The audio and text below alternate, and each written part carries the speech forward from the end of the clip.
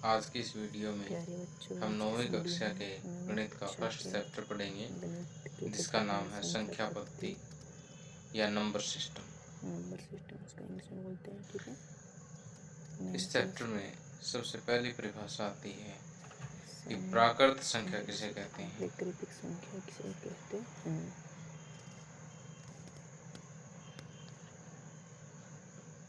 प्राकृत संख्या या natural number.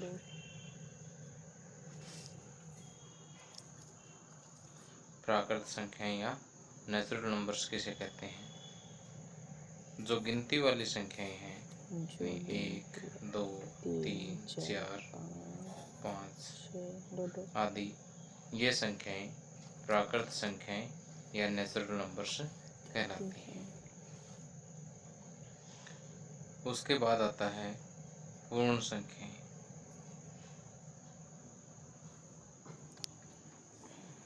Whole number, पूर्ण संख्या, होल नंबर्स, होल नंबर्स। पूर्ण संख्या या होल नंबर्स क्या होता है। यदि प्राकृत संख्याओं के समूह में 1, 2, 3, 4, 5 जीरो और मिला दें तो पूर्ण संख्या तो हो जाता है। संख्याओं का ये समूह पूर्ण संख्याएं कहलाती है। मेरे प्यारे दोस्तों, सब्सक्राइब जरूर कीजिएगा और शेयर कीजिएगा प्लीज। तीसरे नंबर पे आता है पूर्णांक। पूर्णांक संख्या किसे कहते हैं या इंटीजर्स।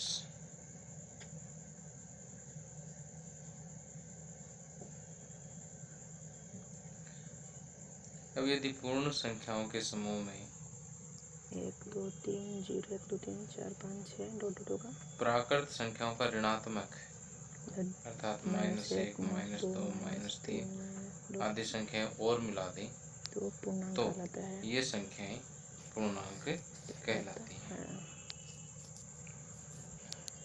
अब इन पूर्णांकों में देखिए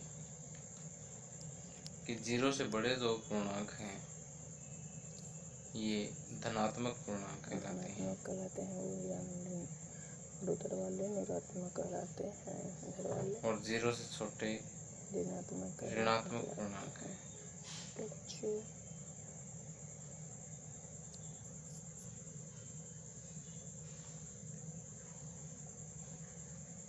0 एक ऐसा पूर्णांक है जो न तो धनात्मक है और न ही ऋणात्मक है।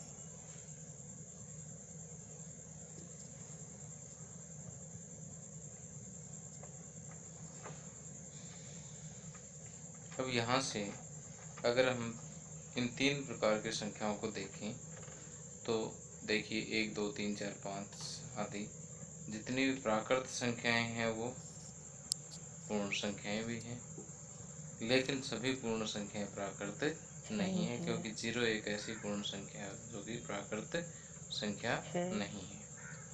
ठीक उसी तरह से जितनी भी पूर्ण संख्याएं हैं वो पूर्णांक है। 0, 1, 2, 3, 4, 5 आदि जितनी भी पूर्ण संख्याएं हैं वो पूर्णांक हैं, लेकिन सभी पूर्णांक पूर्ण संख्याएं नहीं है, क्योंकि देखिए ऋणात्मक पूर्णांक जो है ऐसी संख्याएं हैं जो पूर्ण संख्या नहीं है। ओके बच्चों, इतना कंप्लीट हो गया। अब 4th नंबर पर आता है परिमेय संख्याएं। परिमेय संख्या या रेशनल नंबर।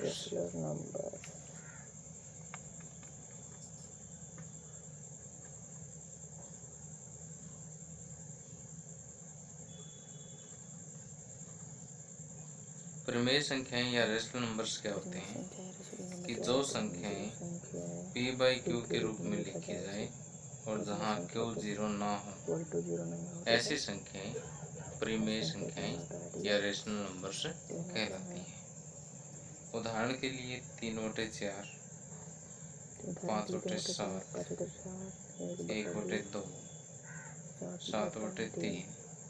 देखिए ये सभी संख्याएं जो है p/q के रूप में लिखी गई है, और q भी देखिए अर्थात हर भी देखिए इनका 0 नहीं है। तो ये सभी संख्याएं क्या है, परिमेय संख्याएं हैं। अब हम पूर्णांकों पर विचार करें तो देखिए 3 को आप लिख सकते हैं 3/1, -2 को लिख सकते हैं -2/1। ठीक है। तो जितने पूर्णांक हैं वो भी p/q के रूप में लिखे जा सकते हैं। तो जितने भी पूर्णांक हैं वो परिमेय संख्याएं हैं।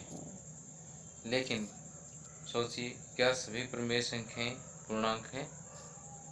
देखिए, ये जो हमने एग्जाम्पल लिए थे, ये कुछ एक ऐसी परिमेय संख्याएं हैं जो पूर्णांक नहीं है।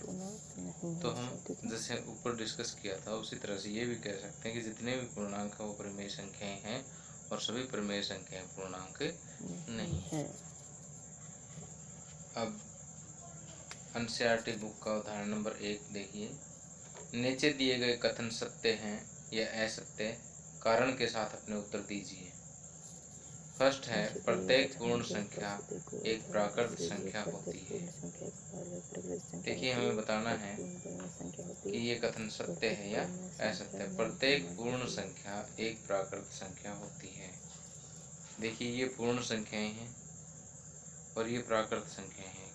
क्या सभी पूर्ण संख्याएं प्राकृत है? तो हम यहाँ पे देख रहे हैं कि 0 ऐसी पूर्ण संख्या है जो प्राकृत नहीं है, इसलिए कथन असत्य है।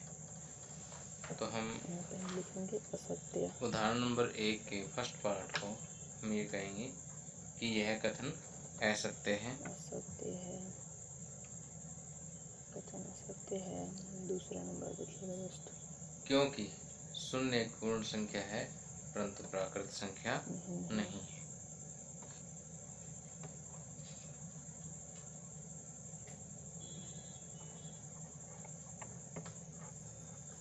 अब सेकंड पार्ट देखिए, प्रत्येक पूर्णांक एक परिमेय संख्या होता है।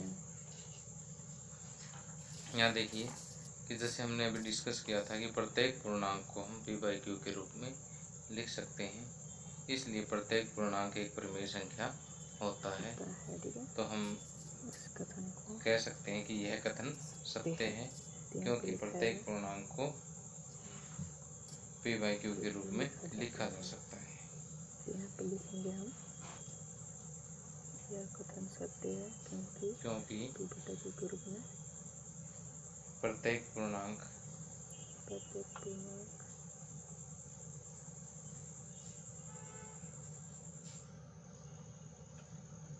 m मान लेते हैं कोई पूर्णांक है को m/a के रूप में लिखा जा सकता है।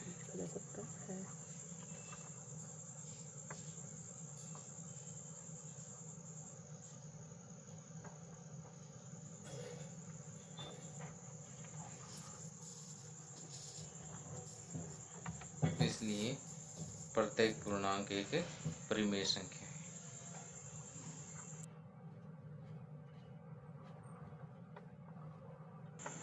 तीसरा नंबर थर्ड देखिए, प्रत्येक परिमेय संख्या एक पूर्णांक होती है। यहाँ से फिर से देखिए कि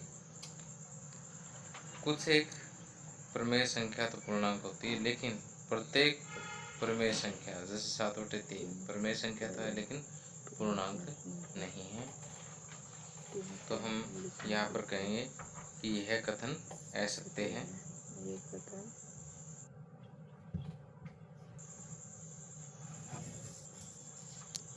उदाहरण ले लीजिए कि कोई भी एक उदाहरण ले लीजिए, जैसे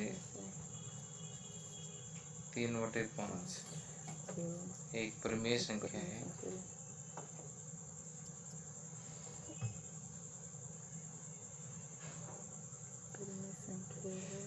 लेकिन पूर्णांक नहीं है।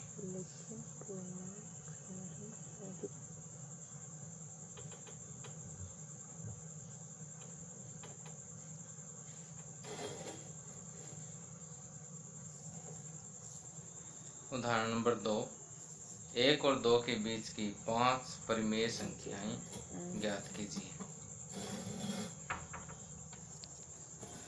देखिए, मान लीजिए हमारे पास एक संख्या रेखा है 0, 1, 2। अब 1 और 2 के बीच में हमें 5 परिमेय संख्याएं बतानी है। जैसे किन्हीं भी दो संख्याओं के बीच में अपरिमित रूप से अनेक परिमेय संख्याएं हो सकती हैं।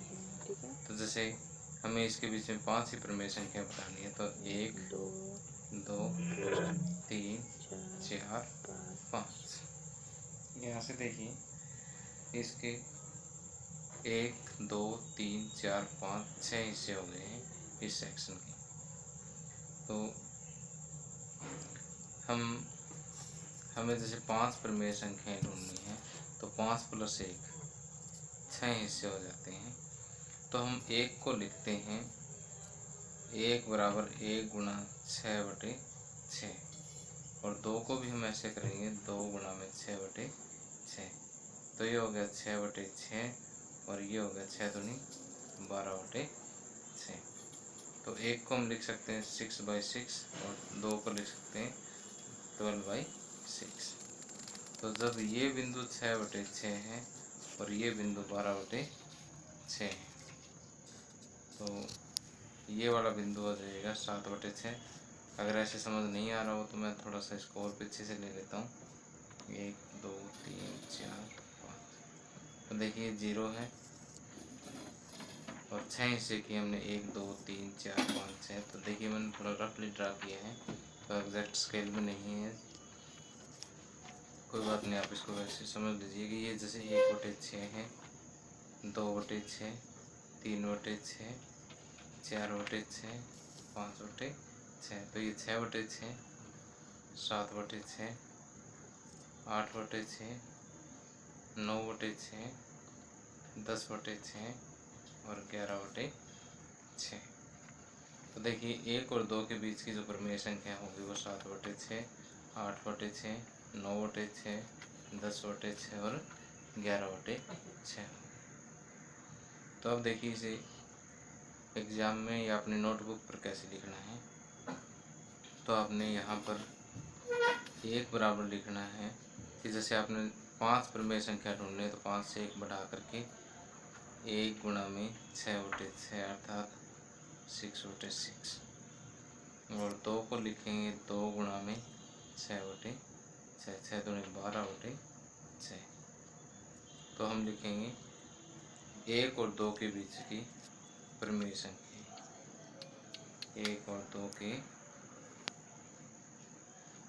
बीच की 5 परिमेय संख्या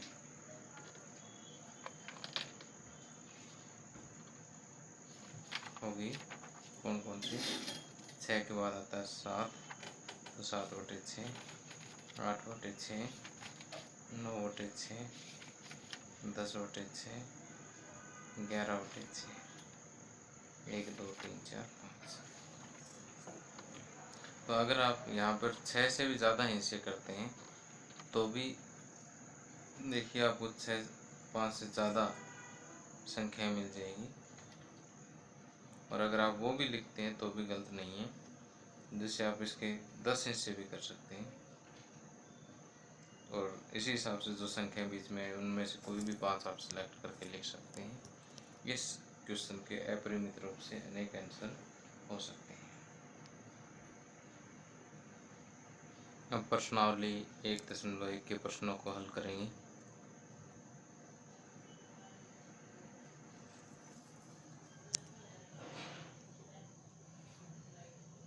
फर्स्ट क्वेश्चन है, क्या शून्य एक परिमेय संख्या है? क्या आप इसे p/q के रूप में लिख सकते हैं, जहाँ p और q पूर्णांक है और q बराबर 0 नहीं। तो देखिए फर्स्ट क्वेश्चन में आपसे पूछा है क्या शून्य एक परिमेय संख्या है। तो देखिए शून्य को हम क्या लिख सकते हैं, 0/1 लिख सकते हैं। तो देखिए परिमेय संख्या की कंडीशन क्या है कि जो संख्या p/q के रूप में लिखी जाए और q 0 ना हो। देखिए यहाँ पर q अर्थात हर 0 नहीं है, इसलिए शून्य क्या है, p/q के रूप में लिखी गई और q भी 0 नहीं है, इसलिए शून्य एक परिमेय संख्या है। तो हम लिखेंगे हाँ, शून्य एक परिमेय संख्या है।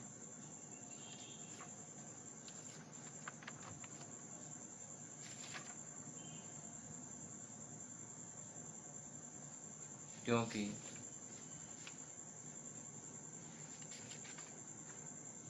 शून्य को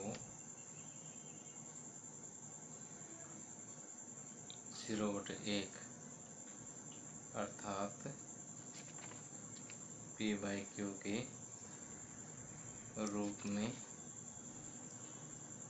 लिखा जा सकता है, जहाँ Q 0 के बराबर नहीं।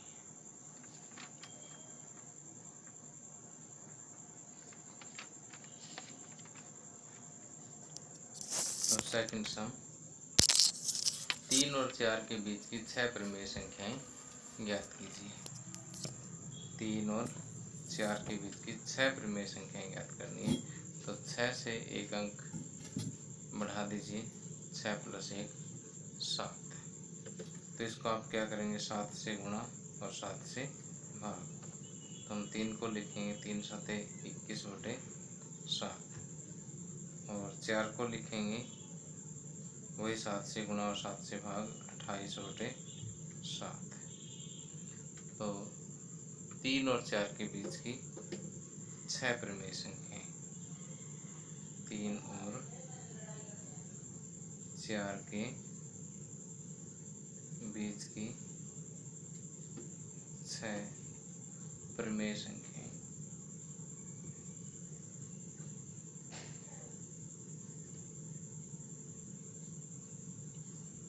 बराबर 3 और 4 के बीच की 6 परिमेय संख्याएं। 21 के बाद आता 22, 22/7, 23/7, 24/7, 25/7, 26/7 और 27/7।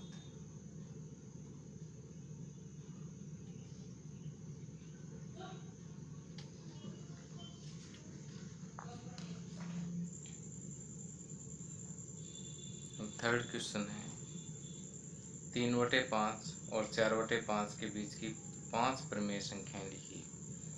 एक संख्या आपको दी गई है 3/5 और दूसरी संख्या दी गई है 4/5। परिमेय संख्याएं आपने लिखनी है 5। तो इसको आप ऐसा करें, 5 + 1 6 से गुणा 6 से भाग। तो 6 से गुणा 6 से, ये 3/5 है और ये 4/5। तो ये हो जाएगा 6 × 3 = 18/30 और ये हो जाएगा 6 × 4 = 24/30। तो 3/5 और 4/5 के बीच की 5 परिमेय संख्याएं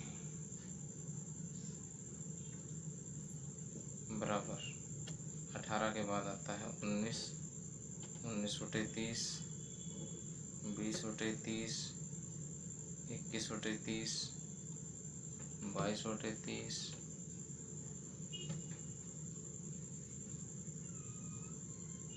23/30। तो ये 1, 2, 3, 4, 5 परिमेय संख्याएं 3/5 और 4/5 के बीच वाली आ गई है।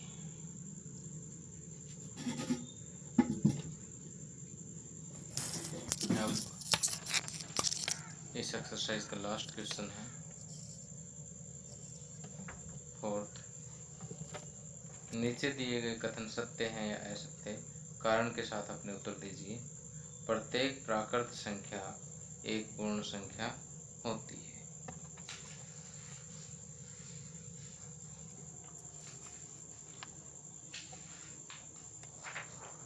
तो देखिए, सबसे पहले हमने डिस्कस किया था कि प्राकृत संख्याएं हैं 1, 2, 3, 4, 5 आदि, और पूर्ण संख्या है 0, 1, 2, 3, 4, 5।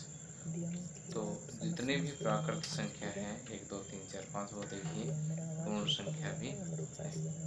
तो हम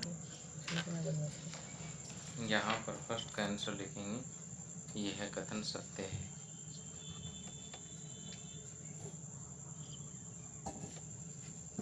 क्योंकि जितने भी प्राकृत संख्याएं हैं वे पूर्ण संख्याएं होती हैं। क्योंकि सभी प्राकृत संख्याएं पूर्ण संख्याएं भी होती हैं।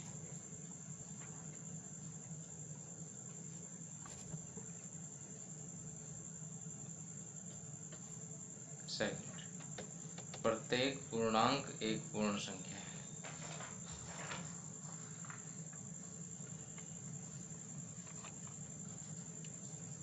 प्रत्येक पूर्णांक एक पूर्ण संख्या है। तो देखिए यहाँ पर ऋणात्मक पूर्णांकों को देखिए, जीरो और धनात्मक पूर्णांक देखें तो ये तो पूर्ण संख्याएं हैं, लेकिन ऋणात्मक पूर्णांक ये पूर्ण संख्याओं में शामिल नहीं है। तो हम ये कहेंगे कि यह कथन असत्य है, क्योंकि ऋणात्मक पूर्णांक पूर्ण संख्याएं नहीं होती। यह कथन असत्य है, क्योंकि ऋणात्मक पूर्णांक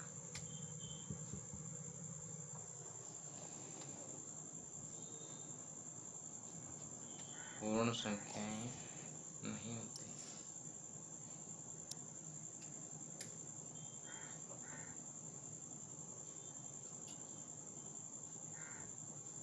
थर्ड पार्ट, प्रत्येक परिमेय संख्या एक पूर्ण संख्या होती है। ये भी असत्य है।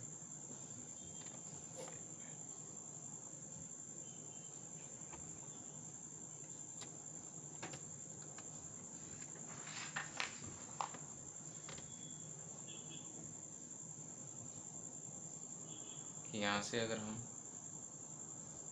परिमेय संख्याओं की बात करें तो जितनी भी ऋणात्मक परिमेय संख्याएं हैं, या 1/2, 7/3, 5/7, इस प्रकार की जो भिन्न हैं वो पूर्ण संख्याओं में शामिल नहीं है।